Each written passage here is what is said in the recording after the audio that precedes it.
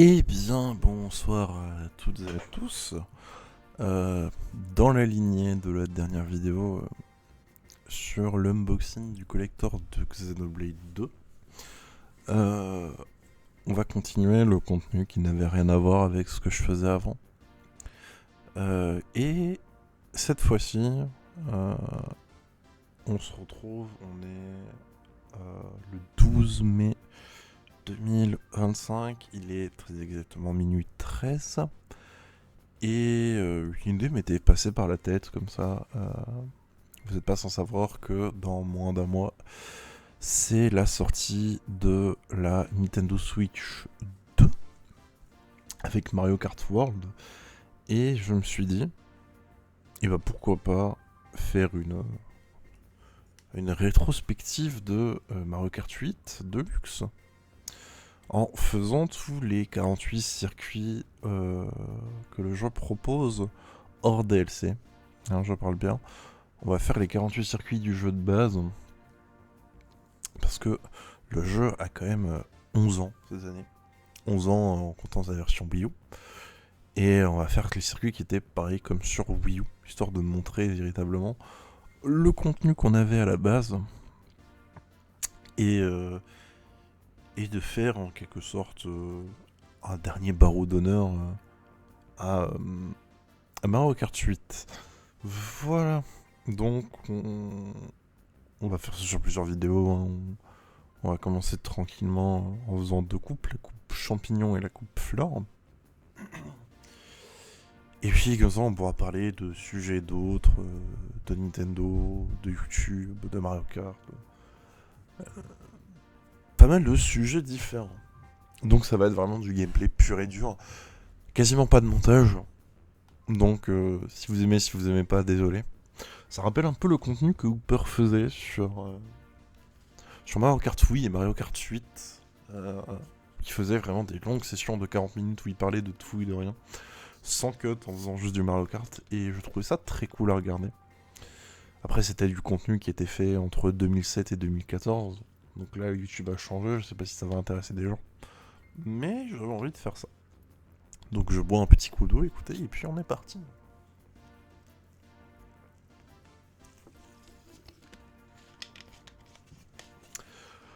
Voilà. Donc on va faire du Grand Prix évidemment. On va se mettre en 150cc, hein, histoire d'être tranquille. On va pas se mettre en 50 parce que bah, c'est long. Enfin c'est long, c'est lent. Et on va pas se mettre en 200 non plus parce qu'on n'est pas là pour tryhard, on est là pour être tranquille, pour parler. On va jouer Inkling vert. Et petite particularité, vous voyez que j'ai la paracoccinelle, j'ai déjà essayé de tourner la vidéo avant de me faire interrompre. Et j'ai dit que j'allais prendre la paracoccinelle. C'est le premier véhicule avec lequel j'ai vraiment joué au jeu. D'habitude je joue Quad Nounours, mais là, on va faire un petit retour nostalgique. Et on va jouer paracoccinelle. Petite dédicace à Aiden, qui joue paracoccinelle avec Inkling couleur verte. Voilà. Et comme je lui ai dit, alors on va pas faire les courses DLC sorties avec Mario Kart 8 Deluxe.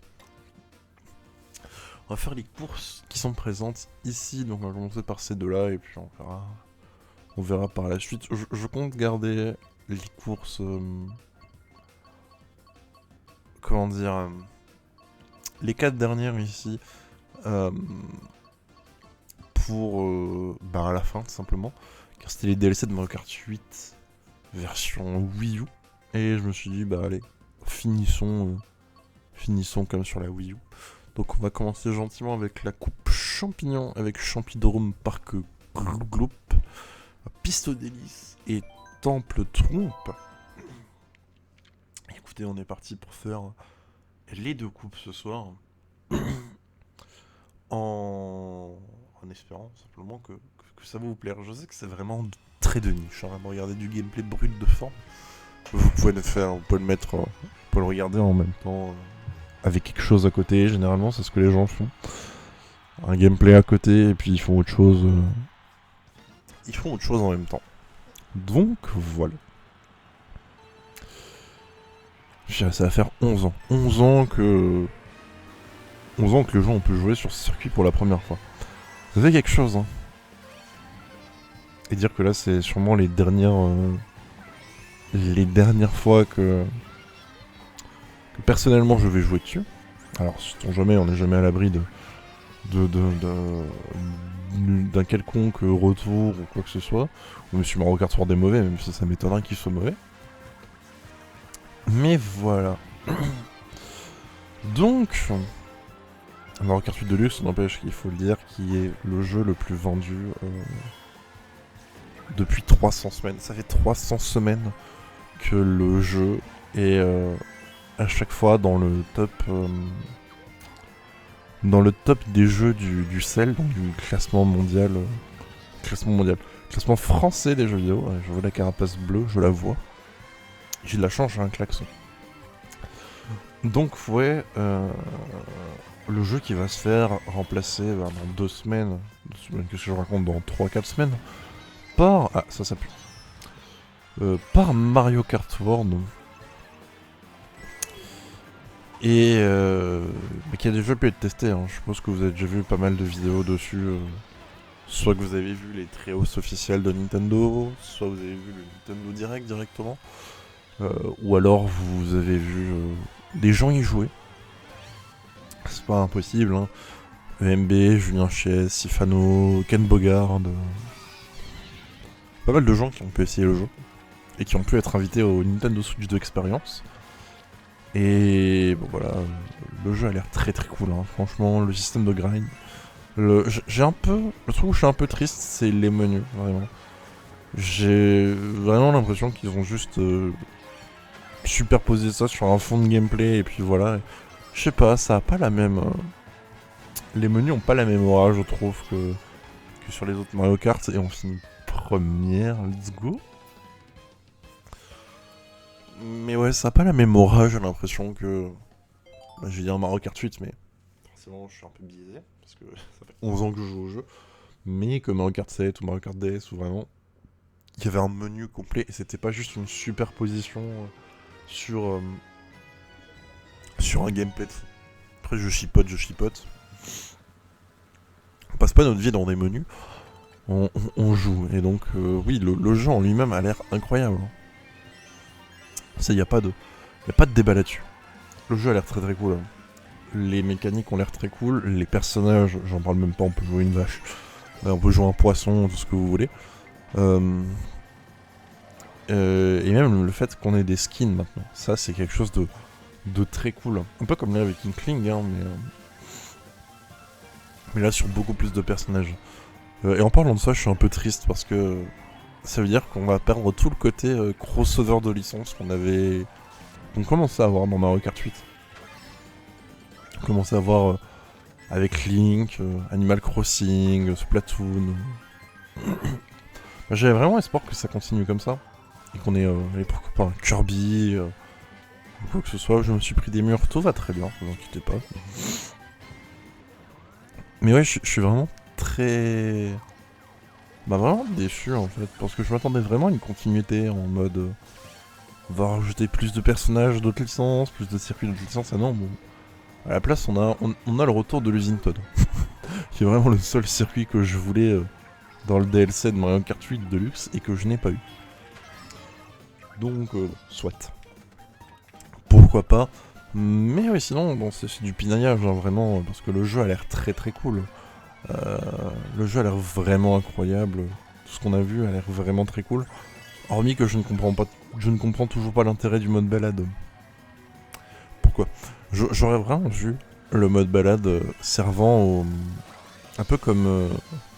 si vous avez joué à Crash Team Racing, on avait un mode histoire avec des zones ouvertes, etc.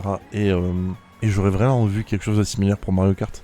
C'est vraiment ce qui me manque parce que le contenu solo, même en balade, on a des objectifs à faire, mais sincèrement, qu'est-ce que ça va rapporter ? On nous a pas expliqué ce que ça va nous rapporter, etc. Donc, je suis un peu sceptique, un peu médisant. Mais après, c'est vraiment du pinaillage. Euh, voilà, comme dit, le jeu a l'air très cool. Je vais évidemment y jouer Day One parce que j'ai pris, j'ai pris, oui, le bundle Switch 2 plus Mario Kart World. Petite pensée pour le fait que 12 millions de personnes vont télécharger le jeu le même jour en même temps. Ça va être terrifiant.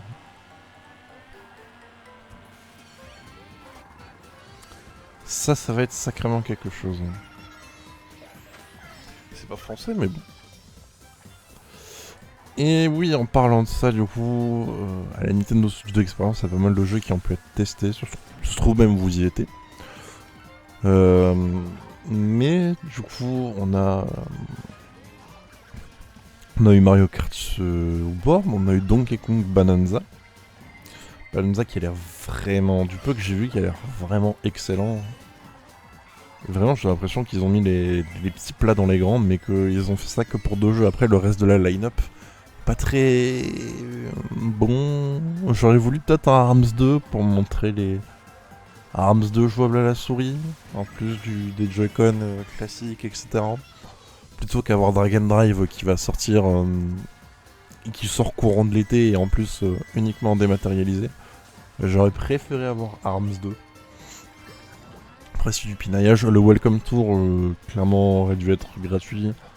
Je sais absolument pas pourquoi ils ont décidé de le faire payer. Et puis sinon, les jeux tiers, écoutez, que dire de plus, pour jouer à Elden Ring en portable. Dans de meilleures conditions que sur Steam Deck. Et là, je pèse même pas besoin de bidouiller pour avoir des bonnes perfs. Pas besoin de plein de trucs en fait. En fait, c'est ça que j'aime bien avec les consoles. Nintendo, c'est que c'est vraiment tu prends, tu joues, basta. T'as pas besoin de bidouiller pour ajouter des jeux, pour faire tel truc ou tel truc. C'est vraiment tu prends, tu joues et basta. Et ça, c'est très cool et c'est vraiment quelque chose que j'apprécie beaucoup et pour ça que je préfère largement jouer sur console plutôt que d'installer un émulateur et jouer, etc. Y a pas le même confort, je trouve. Alors oui, c'est sûr, c'est plus simple parce que oui, vous chopez vos ROM et puis voilà. Mais il y a tout un bidouillage, d'optimisation, etc. Mais je préfère clairement le plug and play. Tout de suite, je vais pouvoir jouer et puis voilà. Mais du coup, oui, il y avait pas mal de jeux. Il y avait des jeux tiers. Du coup, on a eu Bravely Default, Street Fighter 6. Qu'est-ce qu'on aura d'autre? Day One, Cyberpunk, Yakuza. Bref, pas mal de jeux au lancement. Pas Elden Ring, ça, je suis un petit peu triste. J'aurais bien voulu un Elden Ring Day One. Mais non, du coup. Et bah écoutez, j'ai craqué. Hein, j'ai craqué pour. En plus de la Switch 2 avec Mario Kart World, j'ai craqué pour Bravely Default et Street Fighter 6. Il y aura des gens qui me diront qu'il y a utilité d'avoir acheté Street Fighter 6 alors que je l'ai sur PC. Bah écoutez, pour la simple et bonne raison que je peux y jouer sur ma télé, comme je peux y jouer sur mon bureau. Et comme je peux y jouer dans le train avec des gens, comme je peux prendre ma Switch et l'amener chez des gens pour y jouer. C'est ça que j'aime beaucoup. Voilà, c'est juste le fait que... Attendez, on va le tenter. C'est bon, on a réussi à choper. J'ai vraiment cru que j'allais tomber dans le vide, mais non, on a réussi à choper le petit raccourci. Oui, c'est vraiment ça que j'aime, le côté vraiment... Prends ta console et va jouer avec d'autres gens. Donc c'est pour ça qu'il y a des jeux type pareil Mario Party Jamboree, je sais très bien que je vais acheter la mise à jour parce que il y a plus de contenu et que il y a typiquement du contenu exprès pour Switch 2. Vraiment, je suis vraiment très client. Bah après, je suis une énorme fangirl de Nintendo. Mais voilà, du coup, oui, Day One, j'aurai 3 jeux. Évidemment que Day One, je vais jouer à Mario Kart comme pas possible. Je jouerai un peu à Street 6, histoire de voir comment ça tourne et puis de faire des combats avec ma Mai Shimura. Et je jouerai à Bravely Default le soir dans mon lit, ça je le sais très très bien. Là, souvent j'ai vraiment une période où je joue à des RPG dans mon lit. Donc là je suis en train de faire Xenoblade X. Mais la Switch 2, ça va clairement, le fait d'avoir un écran plus grand, etc., ça va clairement me motiver à jouer à des jeux. Je sais que dans les j'ai Sea of Stars à faire, j'ai les Octopath Traveler, J'ai les Bravely Default, du coup. J'ai les Lunars à faire, j'ai Suikoden 1 et 2. Là, j'ai une bonne petite liste qui m'attend. Sans compter les gros jeux exception, Elden Ring quand il va sortir, je vais me le reprendre parce que bon, déjà il faut bien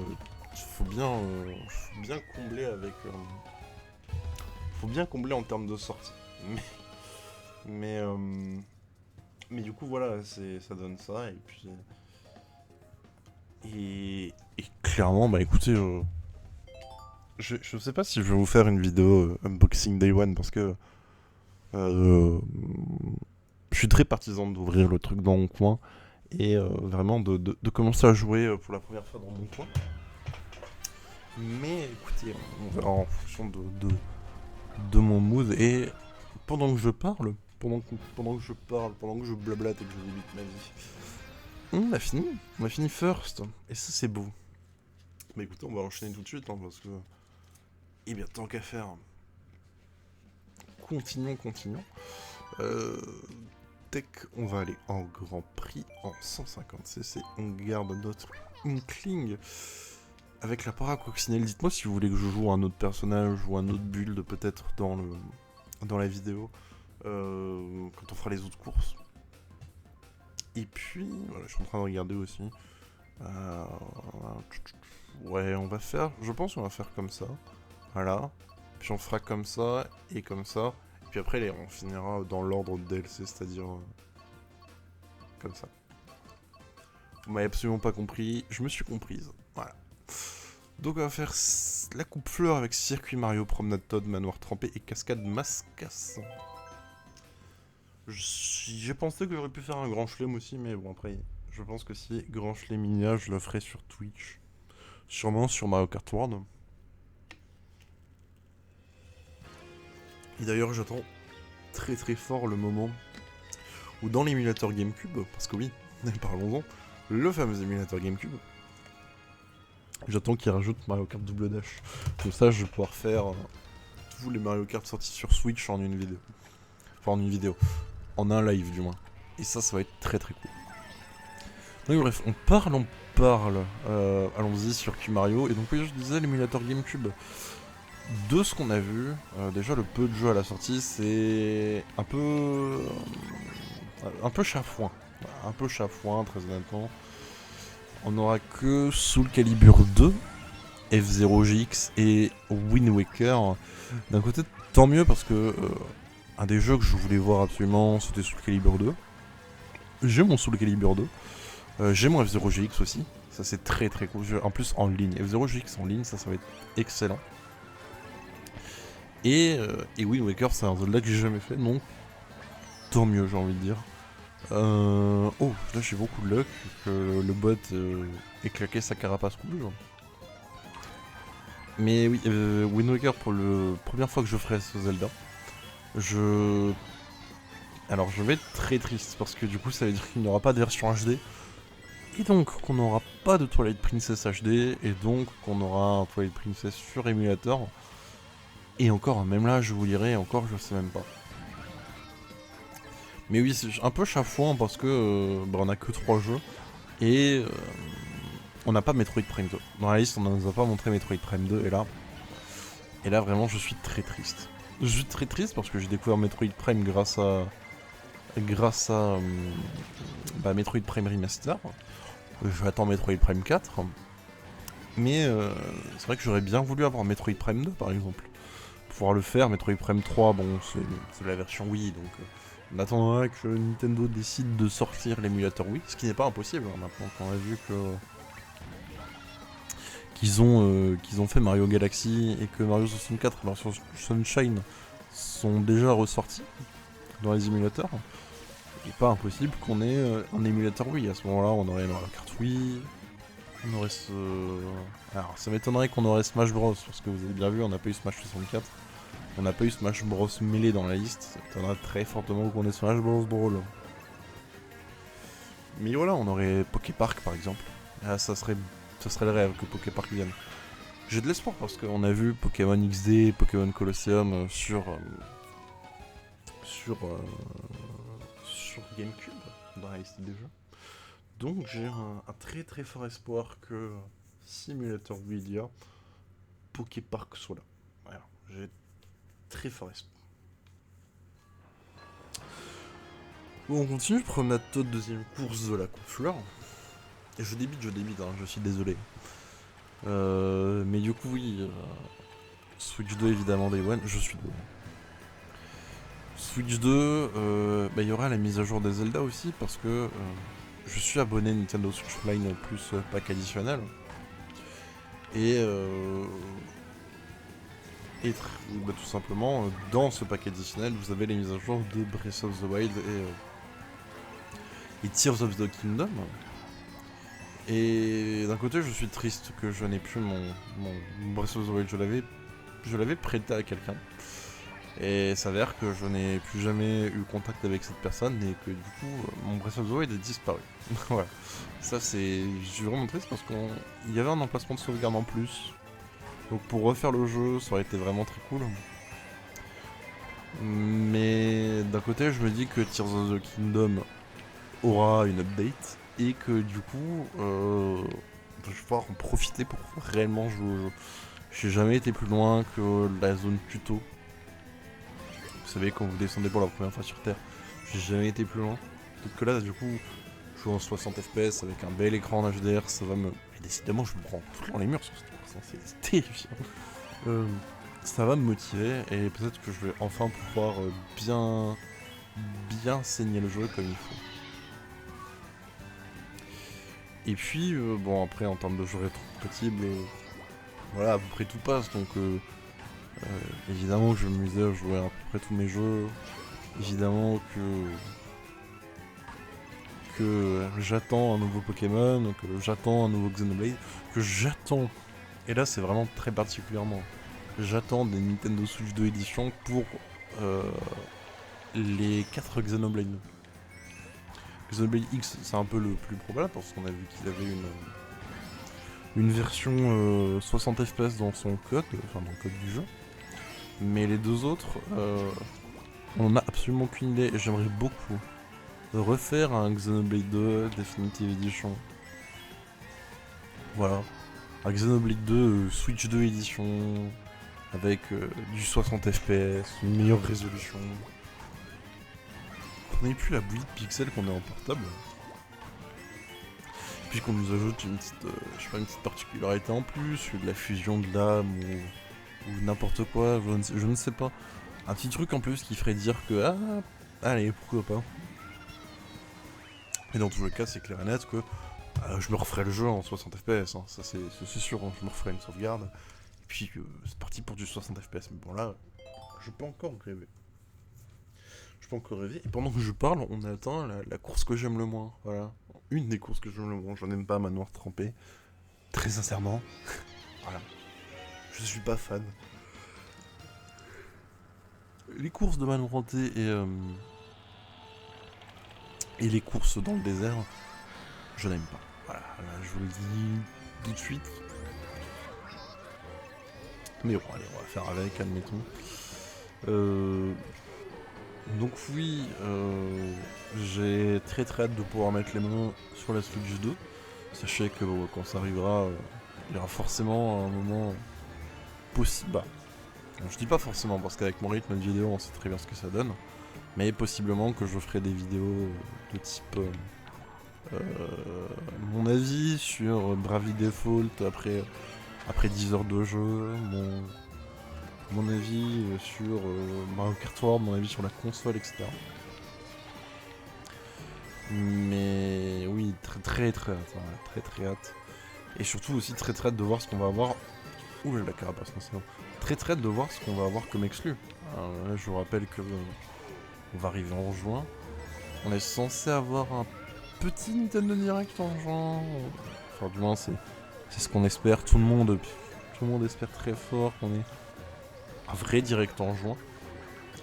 Enfin, ce qui se dit pas mal, et surtout ce qui se dit dans l'émission des Nintendo Bros, qui est donc une émission animée par Ken Bogard, Lady Sunday, Antistar et plein d'autres personnes. Le fait que on ait eu un direct Switch 2 en avril qui se concentre vraiment que sur on va dire pour en mode le hardcore gamer confirmé, ça laisserait de la place pour un direct plus. Et j'ai plus le temps. Ça laisserait de la place pour un direct plus familial en juin ou septembre. Pourquoi juin ou septembre? Parce que c'est les dates où on a des Nintendo Direct en général. On a toujours un en début d'année vers février. Que là on n'a pas eu, on l'a eu en fin mars. On a un Nintendo Direct en septembre. À la fin de l'année, on en a un en milieu. D'habitude c'était le 3, mais là, ça fait quelques moments qu'on en a eu un l'année dernière en juin. Normal, qui était pas le 3. Celle-là, on a eu le reveal de Metroid Prime 4, enfin. Qu'on a eu Mario Luigi, etc. Donc voilà, on va espérer qu'on ait plus de en fait qu'on ait plus d'annonces, c'est ça surtout. C'est on parle. Alors, je ne crois absolument pas en un nouveau Smash Bros. Hein. Rêvez pas, Smash Bros. Je pense que c'est mort. Surtout que Sakurai est en train de travailler sur Kirby Ride. Donc Smash Bros. C'est mort. Et d'un côté, j'ai envie de dire tant mieux parce que comment succéder à Ultimate. Voilà. Comment succéder à Ultimate avec son nombre ahurissant de persos. Surtout qu'ils peuvent plus faire le Everyone is Here, donc comment il va falloir expliquer aux consommateurs que à monsieur, madame, tout le monde, que oui, il y a moins de contenu que dans le Smash Bros que vous avez sur Switch 1 et il n'y a pas l'argument comme Mario Kart en disant écoutez, il y a moins de contenu mais vous avez un mode ouvert, vous avez un nouveau mode de jeu de Knockout Tour Knockout, c'est mode survie. Vous avez plein de trucs pour compenser, alors que là, sur Smash Bros, pas vraiment. Mais, décidément. Mais non, mais qui ok, d'accord, le jeu a vraiment décidé. Donc, ouais, ça va être sacrément. Mais tu te calmes, le vote. Ça va être quelque chose. Ça va être quelque chose. Et puis pour le reste, j'ai pas trop de soucis. Je me doute très bien qu'on va avoir un nouveau Mario 3D. On va avoir un Luigi's Mansion 4. On va avoir un nouveau Paper Mario. On va avoir un nouveau Splatoon. Ça c'est clair et net vu comment le thème de Splatoon 3, le dernier Splatfest, était indiqué clairement ce qu'on allait avoir. Passé, présent ou futur. Pour ceux qui savent pas, généralement, lors de un Splatoon a 2 ans de durée de vie. 2 ans où il y a vraiment des nouveautés, etc. Et à la fin de ces 2 ans, il y a un ultime festival avec un thème. Et en fait, le thème gagnant de ce festival est utilisé comme base pour le Splatoon d'après. Dans Splatoon 1, on a eu le dernier Splatfest, c'était un sondage de popularité entre Ayo et Oli. C'était Oli qui avait gagné, et dans Splatoon 2, dans le mode histoire, Ayo a disparu. Et c'est elle, entre guillemets, la méchante du mode histoire. Dans Splatoon 2, le choix de fin, c'était vous préférez l'ordre ou le chaos. Le thème gagnant était le chaos. On a vu que Splatoon 3 se passe dans un monde un peu post-apocalyptique et que le DLC se passe dans l'ordre. Et pareil pour Splatoon 3, on a eu passé, présent ou futur, donc on se doute bien quel va être le thème. Bref, on a fini les 2 coupes. Voilà, j'ai blablaté, ça fait quasiment une demi-heure. Ça fait quasiment une demi-heure que j'ai blablaté. Désolé, vous êtes 29.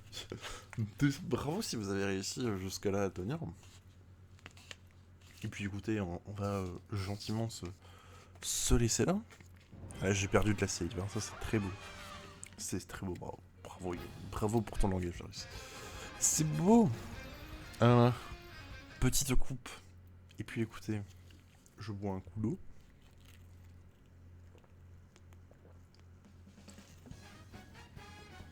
Et puis je vais vous laisser.